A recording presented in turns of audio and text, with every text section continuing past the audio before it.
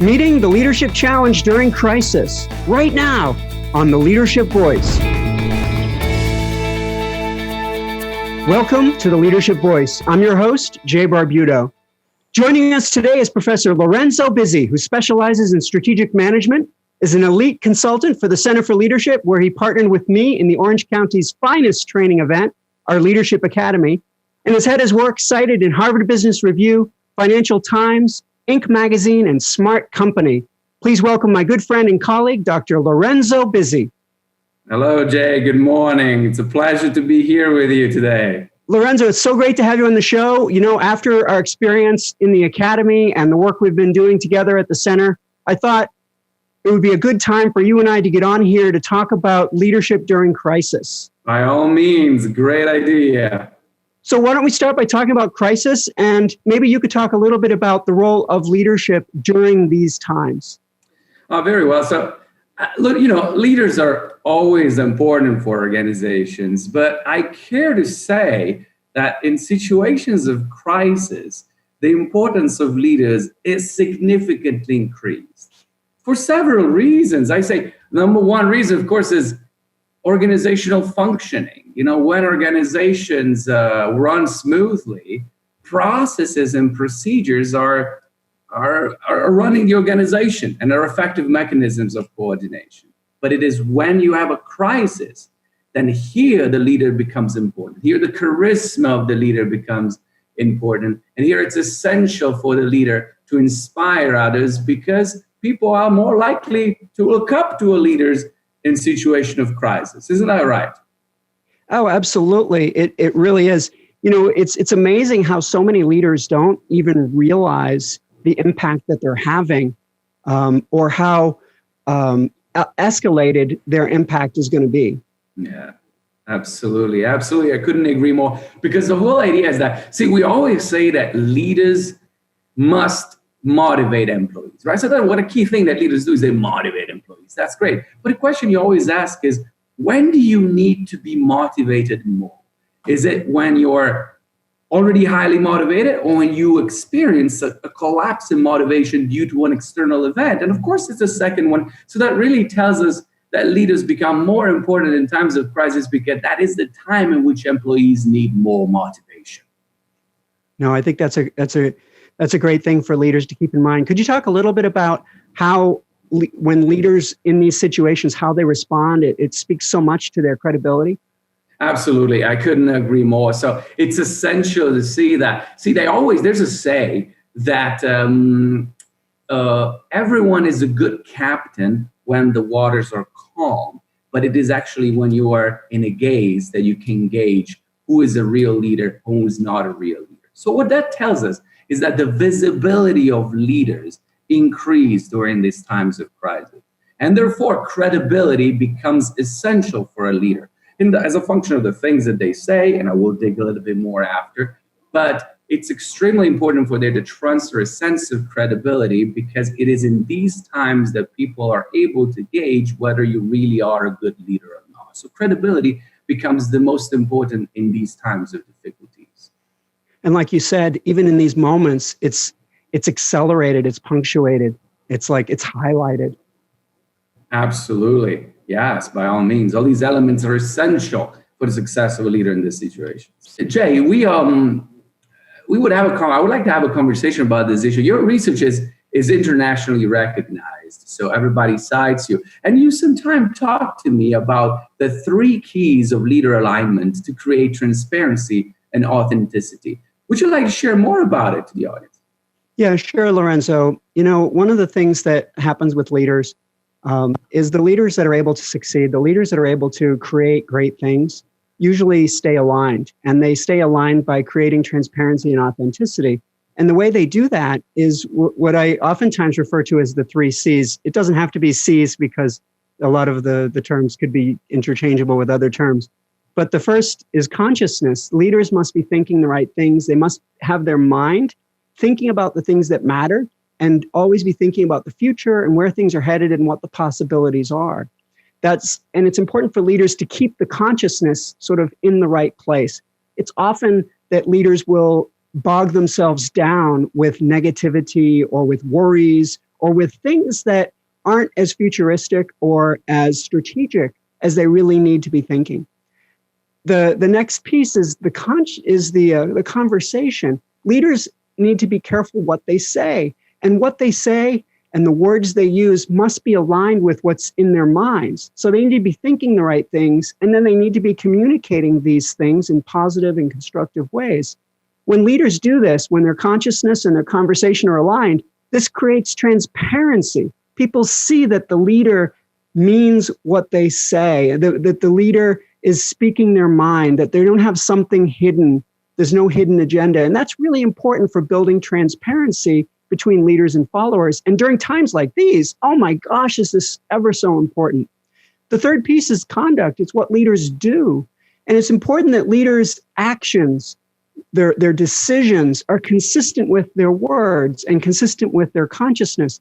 And so it's about staying aligned. And when leaders stay aligned, they'll be authentic and they'll be trustworthy, and folks will be willing to really follow them. Does that make sense? Absolutely. Couldn't agree more, Jay. Well, Lorenzo, let's turn back to you. Tell us more about the role of leadership in helping other managers and leaders cope with fear, stress, and insecurity. Absolutely. So as you know, times of crisis are times that raise a very strong negative emotional response in employees. They feel fear, they feel insecurity, they feel stress.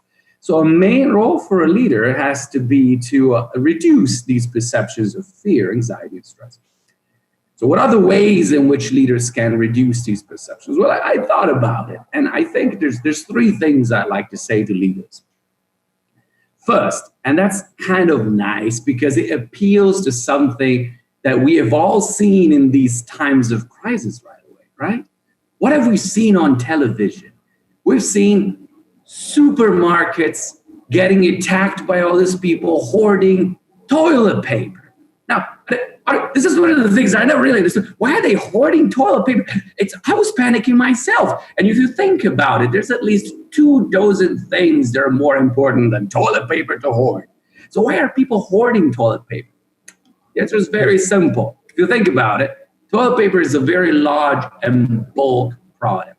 So when you see this very large aisles completely empty, that creates a perception of fear.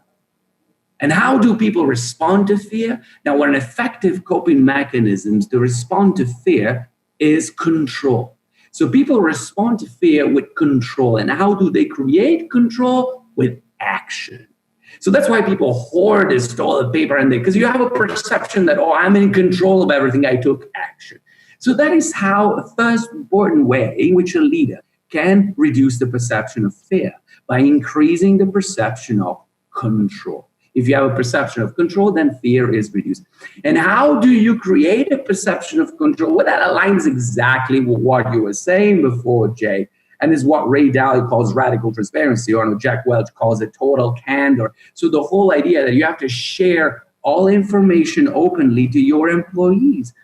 Bad and good information. Now, there's an interesting trade-off in here, because sometimes we ask leaders, should you share all information even if it's bad? Or should you rather not share information? So is it better to share bad information or not share information at all? Well, the answer to this question is it depends. And in times of crisis, it's always better to share even negative information than not share information at all. Because again, it's essential to create a perception of control. People want to know that you're not hiding anything from them. And by doing so, you're going to be able to reduce their fear and therefore make them more productive and work better. So that's the first thing.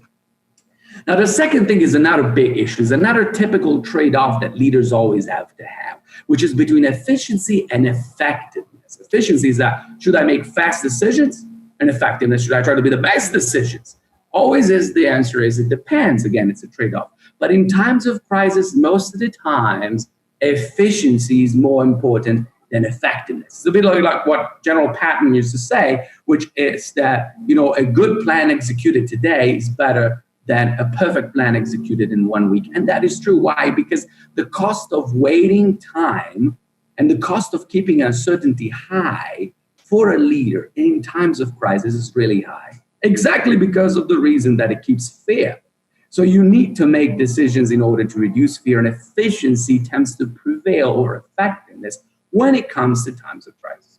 The third and last point, which is very important, is the idea that you have to listen more to your employees. Now, we know that leaders always have to listen to their employees. It goes without saying, but more so during times of crisis. And the reasons are two. One is because when people are frustrated, just venting their frustrations and perceive that they're heard and listened to, that already reduces fear. That's an important point. And the second reason is that we're getting information from that. That's feedback that is useful to inform the other 2 points that I told you, control and efficiency, so that you can still make the best decisions, still make them efficiently, and still create a perception of control. And in that way, you're also going to reduce fear. So these 3 elements, I believe, are the 3 important ones. And if leaders follow these, well, they're up for a good start in order to be able to decrease fear and employees. Oh, absolutely. And, when we look at it from the followers' perspective or from the people's perspective, earlier you talked about these phenomena, these incredible moments when you go to the grocery store and you see people filling up their baskets with all the canned goods or all the toilet paper or things like that.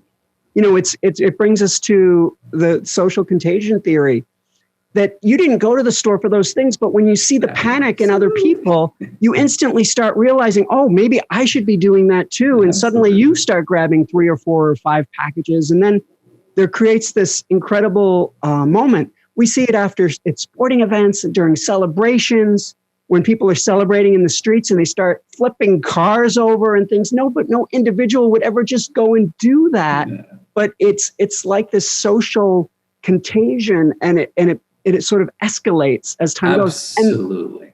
And leaders play a role in that, don't they? Absolutely. That's what it does. So you see, there's this element of social contagion. Sometimes they're good, because you can have contagion on enthusiasm, and then all employees are happy and they transfer these beautiful things. That's wonderful.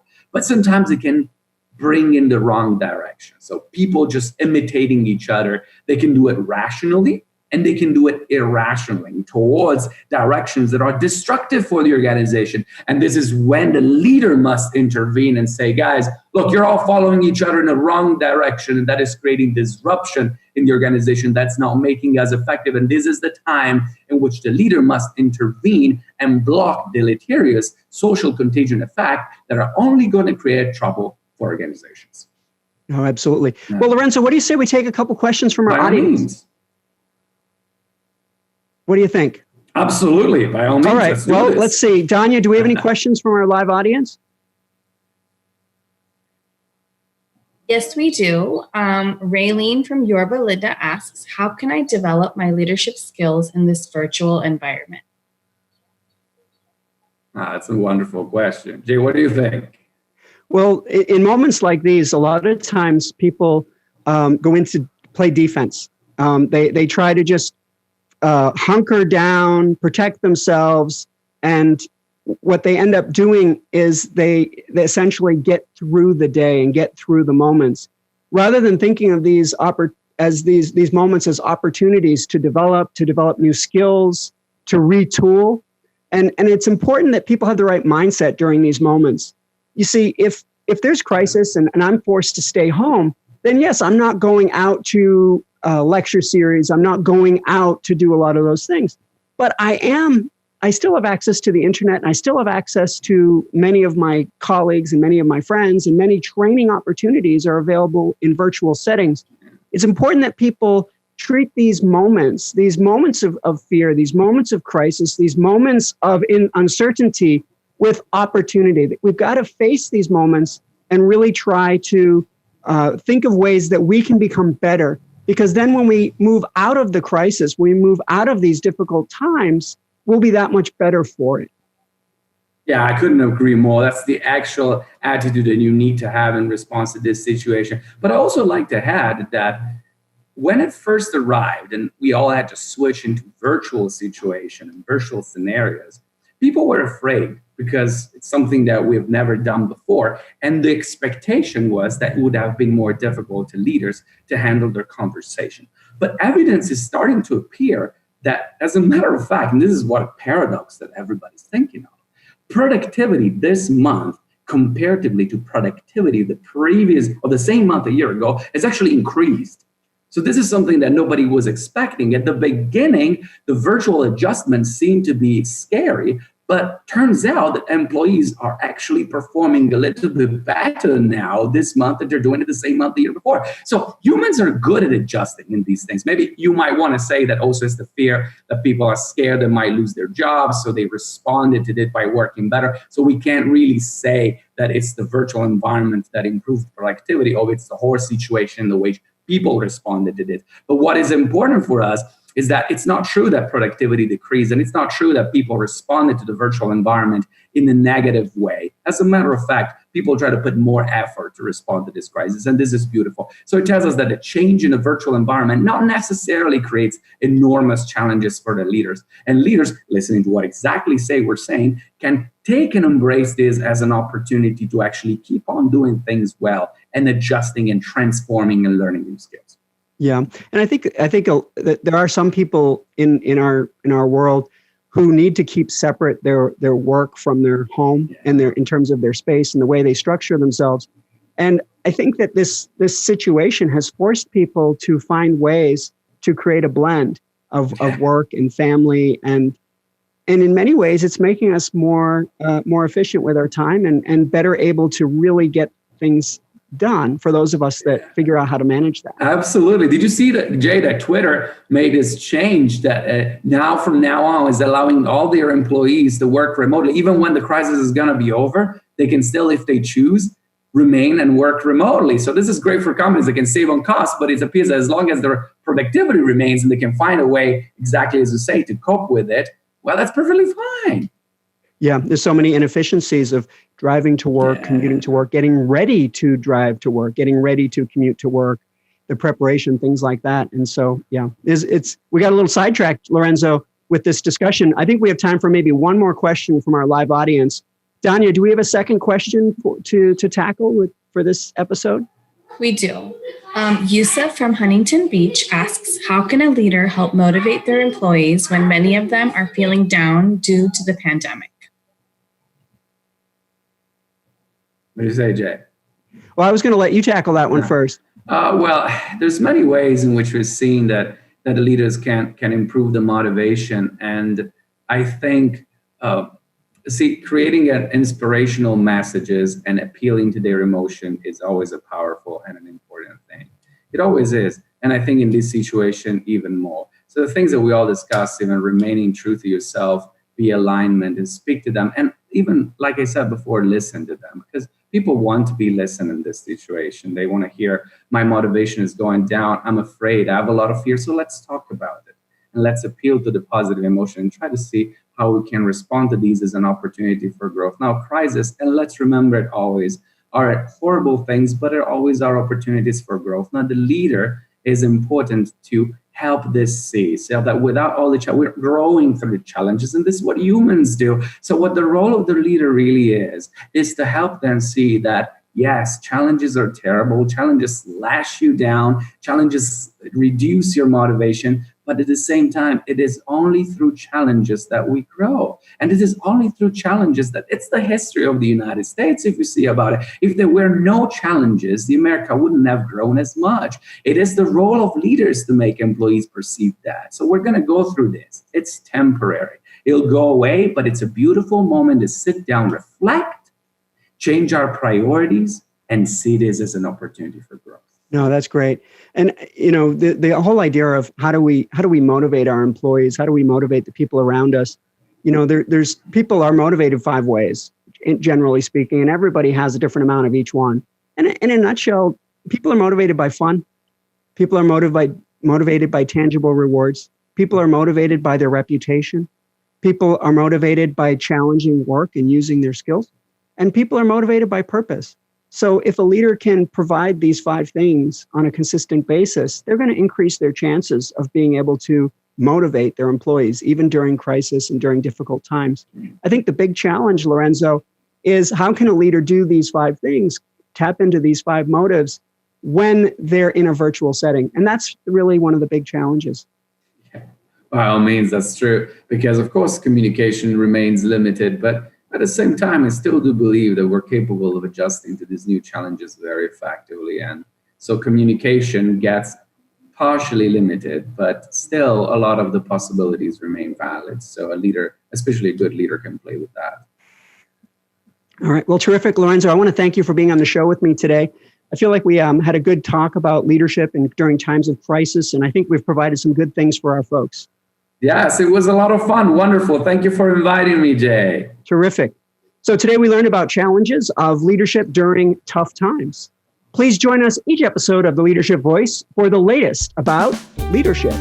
I'm your host, Jay Barbuto, and on behalf of the Center for Leadership at Cal State Fullerton, we'll see you next time right here on The Leadership Voice.